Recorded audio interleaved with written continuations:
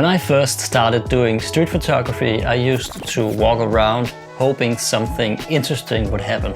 Someone doing something special, that perfect light beam, a certain moment, that one decisive moment. But over time, I have actually come to realize that this mindset was holding me back. The best moments often appear when you stop searching for them. When you just walk without expectations, without pressure, because this is where your eyes start to pick up on the small stuff.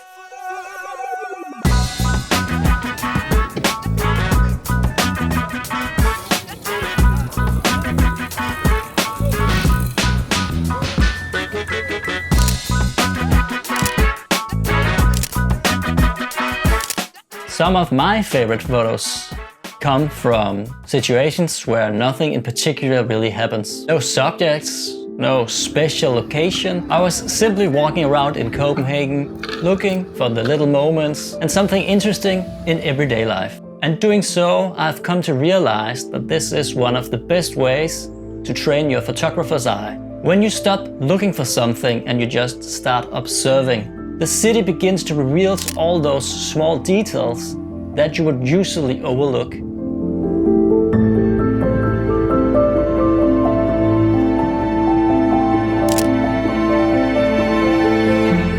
When we photograph without a clear subject in mind, it forces us to slow down and think more critically. We stop chasing moments and we start noticing how light falls on a wall, how shape interacts, and how colors balance each other out in a scene.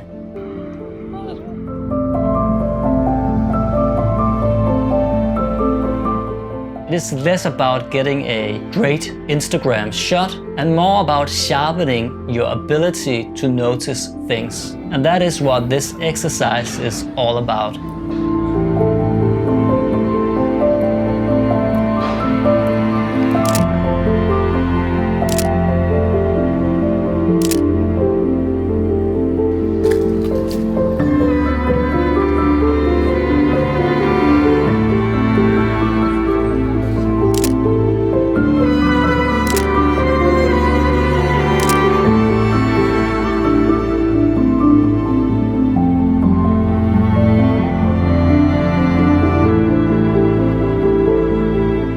I like to keep this simple. One camera, one lens, and 1 hour.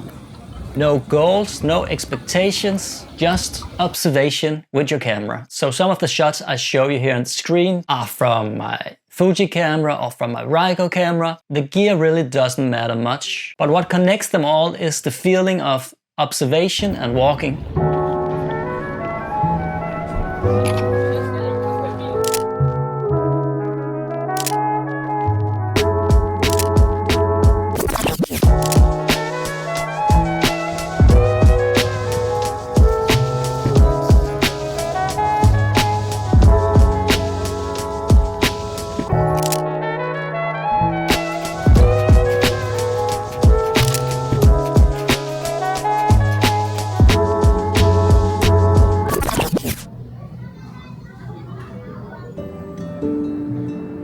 After each of these shots, I like to take some time to look at them and try to see what I like about the photos that I've taken and what I think I could have done better. This is not to judge them, but more to understand what caught my eye in the situation. These weren't planned moments.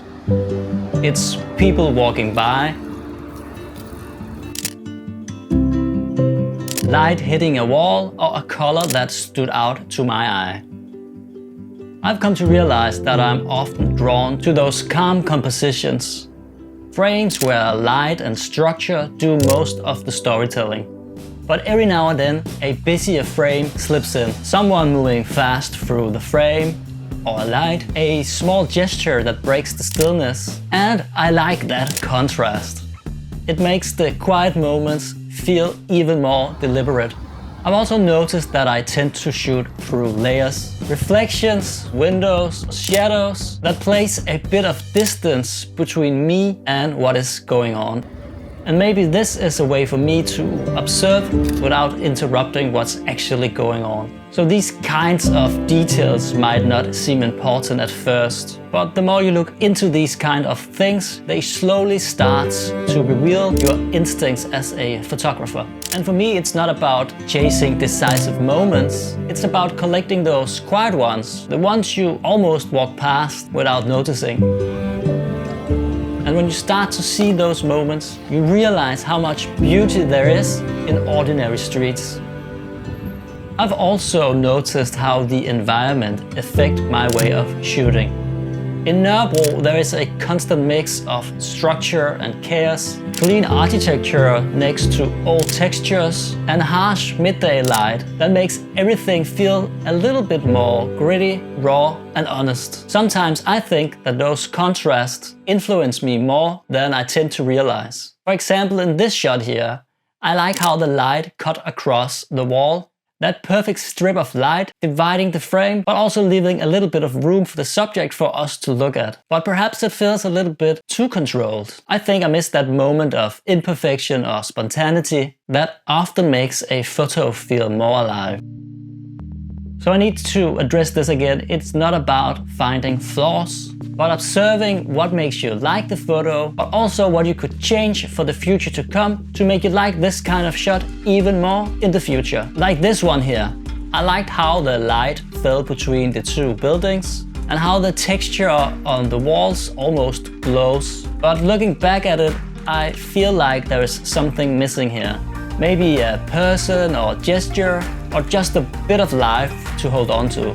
But still, I liked it for what it is. A quiet frame that reminds me on how much I rely on light to tell a story. And that's what this kind of practice reveals. It shows you what your instincts are, and also sometimes where your eyes still needs refinement. And the more I do this, the more I come to realize photography isn't just about taking photos. It is actually about paying attention. Most days I walk by the same persons, the same buildings, the same streets. But when I have my camera and start shooting, these moments, these places feels completely different to me. It's like training your brain to see those things that are always there, but that you rarely notice. And honestly, that is what I like most about this process. It is not just improving how I take photos, it is also changing how I experience the city itself.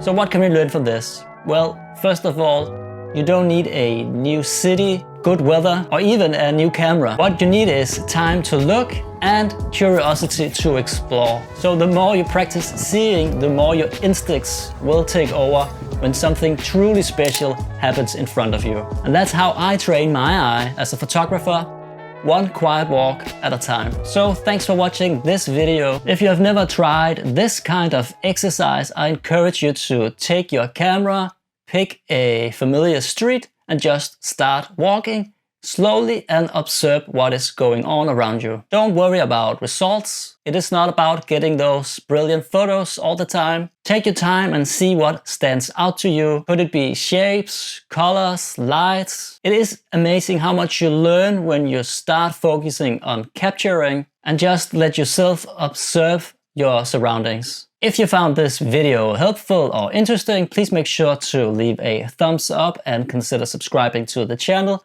I would really appreciate this. I keep making videos about street photography and how to improve in general as a photographer, and I spray in a bit of reviews and camera gear along the way as well. Anyway guys, I will see you around. Take care. I'm the biggest in the game, I'm the one they talk about. Everybody know my name, my resume is loud.